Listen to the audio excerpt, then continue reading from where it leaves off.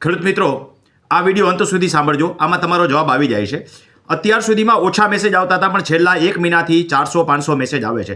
તમે 500-600 મેસેજ હોય એક જગ્યાએ એક વ્યક્તિને 1 મિનિટ પકડો ને, ખાલી 1 મિનિટ. કોઈની પીડીએફ કે ફોટા તો વાંચવાનો ટાઈમ જ નથી, તો પણ કલાકો ગણી લેજો કેટલા કલાક થાય. 7-8 કલાક ખાલી આ જોવામાં વહી જાય. આ રીતે સેવા નહીં આપી શકાય. છેલ્લા સમયથી જુઓ તો મારું વાંચન સાવ બંધ થઈ ગયું છે. નવું વાંચી શકતો હોય તો સારું છે કે મારી સાથે મારી 18 જણાની ટીમ છે અને મને કંઈક ને કંઈક મદદ કરે. એટલે હું કંઈક કહું કે આમાં ગોતી કાઢતો, એમાં જુનિયર એડવોકેટ મિત્રો છે, સોફ્ટવેર એન્જિનિયરો છે, એ કંઈક ને કંઈક મદદ કરે છે. તો પણ આપમું વગર સર્વે ન જવાય. મારી પાસે સમય નહીં હોય તો નવું વાંચન ક્યાંથી કરીશ? તો નવા સારા જવાબ કેવી રીતે આપી શકીશ? અચ્છા, એ પણ છોડો. બીજી વાત કે ક્યાંય સગા સંબંધી મિત્રને મળી શકાતું નથી. સતત ક્યાંય પણ લગ્ન પ્રસંગમાં જાઓ તો બેઠા બેઠા ફોન જોતો કોક એક ગાંડો થઈ ગયો છે. આ પરિસ્થિતિ વાસ્તવિકતામાં છે. તમને તમારો સ્વાદ દેખાશે, આ સમજાશે નહીં, પણ વાસ્તવિકતા છે કે સેવા આપવા માટે સમય જતાં રીત બદલવી પડે. અરે એ તો છોડો, મારા નાના બાળકોને હું કલાક સમય કાઢી શકતો નથી. એ તો હમણાં કાલ મોટા થઈ જશે, મારે એમને આ સમય પાછો નથી આવવાનો. તો હું એમ નથી કહેતો કે એના માટે સેવા બંધ કરી દેવી છે, પણ સેવાનું રૂપ તો જરૂર બદલવું પડશે. આ જ રીતે નહીં ચાલે. કારણ કે આમાં મોટાભાગે થાય છે શું કે મારો સમય ખોટી રીતે બગડે છે, સાચી રીતે નહીં.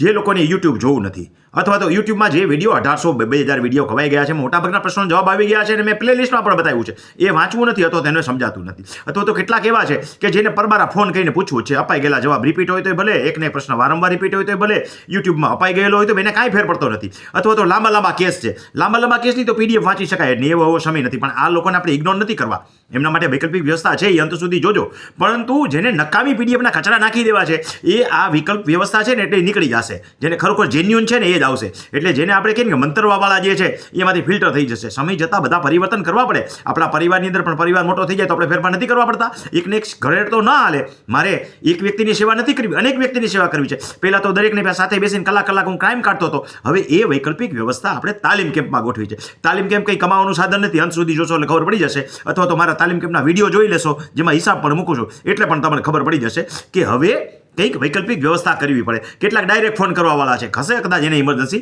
પણ એની વૈકલ્પિક વ્યવસ્થા પણ આમાં આવી જાય છે કે હવે મને જેટલા ફિલ્ટર કરીને જેન્યુઅન લાગશે એટલાનો જવાબ આપી શકે. બાકી આટલા બધા જવાબ તો આપી શકાશે નહીં. એવું પણ બને કે તમને જવાબ ન પણ આપવામાં આવે, કારણ કે મારી પાસે સમયના કલાકો તો મર્યાદિત હોવા જોઈએ. સવારે 4 કલાકથી રાતના 11 વાગ્યા સુધી જાગું છું. તબિયત પણ હવે લિટરલી ખરાબ થઈ જાય છે. ગાડી લઈને જતો હોય ને તો હું ગાડી ડ્રાઈવ નથી કરતો, ગમે ત્યારે જોકું આવે છે. સારું 20 કિલોમીટરમાં જવું હોય ને જોકું આવે તો પરિસ્થિતિ કેટલી ખરાબ થાય વિચારો. 2 વખત તો આની પહેલાં અકસ્માત થતો બચ્યો છે, એ પણ તમે જોયું હશે. તો હવે કંઈક પરિસ્થિતિ બદલવી પડશે. આ એને ઘરડમાં હાલી શકાશે નહીં. સેવા કરવી છે, પરંતુ સેવાના સ્વરૂપને બદલવી પડશે. તો આ માટે વ્યવસ્થા કેવી રીતે છે કે જેટલા આપી શકાશે એટલા હું જવાબ આપીશ. જેના લાંબા પ્રશ્નો છે એમને કહીશ કે ભાઈ તમે રૂબરૂ મળી જાઓ. રૂબરૂ મળવાની અલગ વ્યવસ્થા નથી. જે પહેલાં મળતો હતો એ હવે સદંતર બંધ છે. તાલીમ કેમ્પ દરમિયાન આગલા દિવસે આપણે વ્યવસ્થા કરી છે, ને માત્ર રૂબરૂ મળવાની નથી. તાલીમમાં આવવું હોય તો જ છે, કારણ કે મારો મુખ્ય હેતુ ખેડૂતોને તાલીમ આપીને પગભર કરવાનો છે. પોતે શીખી જાય, પોતાના પ્રશ્નોનું સોલ્યુશન લાવે, અથવા તો પોતાના કામ કરતો થાય, પોતાના સગાવાલાના કામ કરતો થાય ને એની પાસે જો એવી ટાઈમ હોય તો બીજા લોકોની મદદ કરે. આ મારો હેતુ છે. માત્ર તમારા એકના કોકડું ઉકેલવામાં મને રસ નથી. તમારું કુકડું એ તમારો સ્વાર્થ છે. મારો હેતુ તો એ છે કે દરેક ખેડૂતો પગભર થાય અને દરેક ખેડૂતોને કંઈ પણ ભવિષ્યમાં પ્રશ્નો જ ઊભા ન થાય. તો શનિ રવિ તાલીમ કેમ્પ હોય છે, પહેલાં આપણે એની વિગત સમજી લઈએ. યાદ રાખજો, તાલીમ કેમ્પની જાહેરાત નથી. જેને જાહેરાત લાગી અત્યારથી જ વિડીયો અધૂરો છોડી દો. તમારા માટે આ વિડીયો છે જ નહીં. જેને મારામાં સ્વાર્થ દેખાતો હોય ને એને મારા વિડીયો જોવાની જરૂરિયાત જ નથી. કારણ કે આ દુનિયામાં કબીર કહે છે કે ભાઈ ભાત કે લોગ, એમ દરેક માણસ પોતાની રીતે વિચારે, તો મારે એને સમજાવવાની જરૂર નથી. તમારે મૂળ વાત ઉપર પાછા આવીએ કે તાલીમ કેમ્પ 2 દિવસનો હોય છે, શનિ અને રવિ.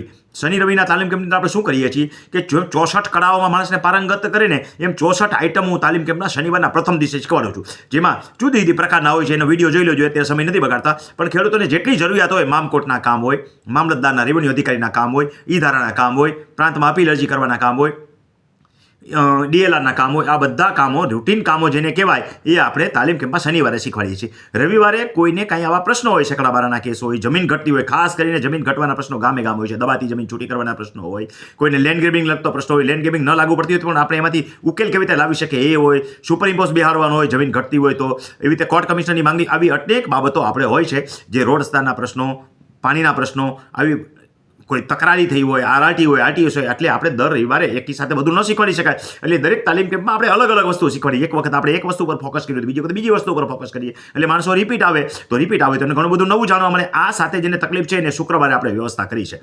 હવે તાલીમ કેમ્પની 3500 હોય છે.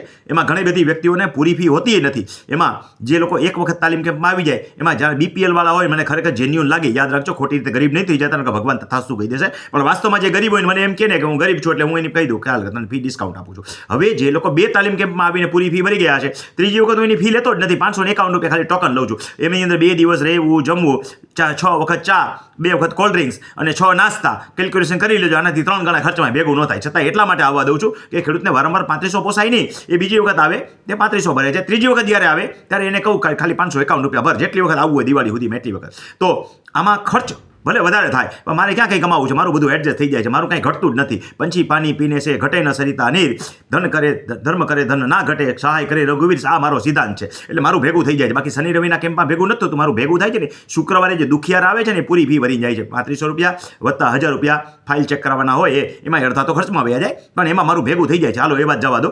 પણ જે લોકો બીજી વખત આવે છે ને, 551 હોય છે, ડિસ્કાઉન્ટવાળા હોય છે. શુક્રવારે જે લોકો આવે છે એ પૂરી ફી ભરીને આવે છે, અને આગલા દિવસે જે છે એમાં ડિસ્કાઉન્ટ તો આપેલા હોય છે, પણ આગલા દિવસના 1000 રૂપિયા તો પૂરા ભરવાના હોય જ છે. જે ખરેખર જેન્યુઅન અને ગરીબ હોય એને ડિસ્કાઉન્ટ માગવું.